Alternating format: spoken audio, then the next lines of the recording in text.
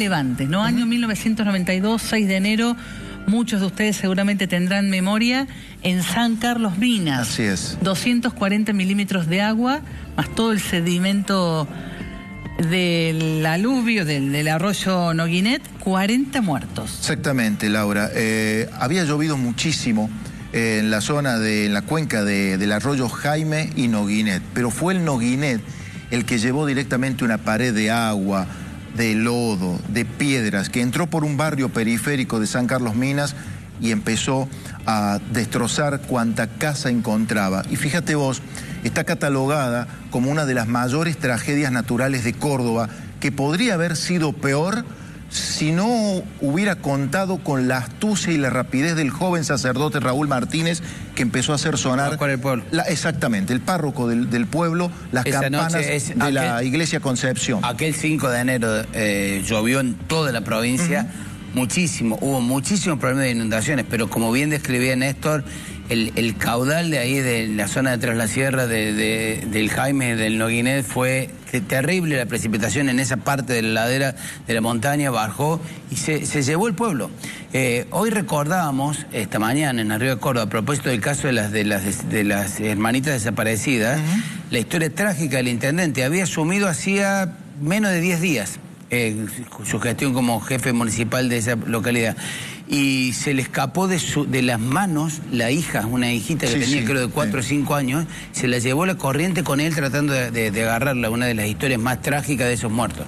Sí, fue la verdad que tremendo.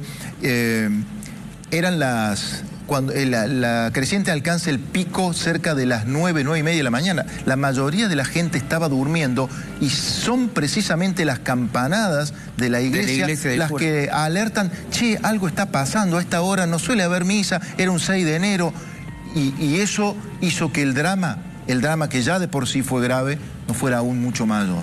Impresionante. Sí, en algún momento se pensó que el pueblo no había desaparecido. Había desaparecido, y es más, se dudó mucho con el tema de me acuerdo mucho de debate con el tema de reconstruirlo o no, y fue la fuerza de los vecinos, del propio cura, el intendente y demás, que dijeron no, el pueblo hay que volver a hacerlo, y bueno, una comunidad que ha superado la tragedia. Sí, señor. Sí, nos vamos al 2003, 21 de abril, Santa Fe.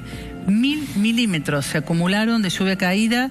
Estos episodios concentran grandes cantidades de agua en poco tiempo. 27 víctimas fatales, casi 160 muertos, luego por causas indirectas. 28.000 viviendas afectadas en una de las mayores tragedias que registra la provincia de Santa Fe. Y que se lleva puesta la carrera política del entonces gobernador Carlos Reutemann, que había declinado a ser presidente, pero que estaba intacta su figura, pero esa inundación fue fatal porque se demostró que le faltaban obras. Claro, eso que decís, Roberto, está bien que lo apuntes, porque se conoció mucho tiempo después que el río Salado, que es el que desborda y entra por una defensa inconclusa, las autoridades santafesinas ya habían tenido la alerta de parte de expertos de las universidades de que estaban cediendo las defensas y de que se podía llegar a dar una inundación. Vos fíjate que 150.000 vecinos, apenas ingresa el caudal de agua, tienen que iniciar un éxodo repentino a la nada misma. Fue tremendo también eso. Bien, nos vamos al 2013. También la ciudad de La Plata, muchos vecinos recuerdan la inundación de hace algunos años. Bueno, el 2 de abril cayeron 392 milímetros, 89 muertos, 70.000 viviendas dañadas. Altísima la cifra de muertos en este caso también. Y en Bahía Blanca se teme que se acerque, ¿no? Vos sabés, Laura, mirá las paradojas del destino.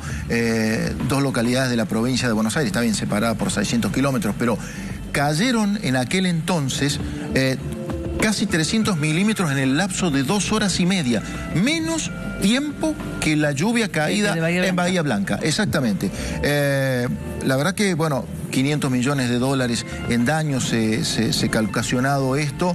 Y todos recordaremos cuando la entonces presidenta Cristina Fernández se puso el traje de lluvia, por decirlo de alguna forma, y parecía que había sido sorprendida por una cámara de la televisión pública recorriendo el lugar cerca de la casa donde vivía la madre de Cristina, que decía, acá alguna vez se supo inundar también, dijo Cristina, y bueno, y a muchos también les generó gran polémica que se hiciera ciertamente un uso político como está pasando ahora también, ¿no?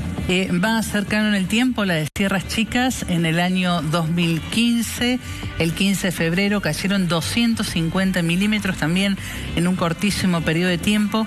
8 fallecidos, destruyó literalmente 250 viviendas y más de 2.000 inmuebles necesitaron reparaciones contundentes. Sí, de eso nos acordamos bien, digo, a propósito de lo que decía Néstor de la presencia de Cristina en La Plata, porque más allá de la presencia de algunos militantes, no apareció ningún funcionario nacional y el gobierno de aquel entonces de Córdoba recuerda a los actuales funcionarios que ahora están algunos distraídos, militando fervientemente en el kirchnerismo, no llegó nada de la nación.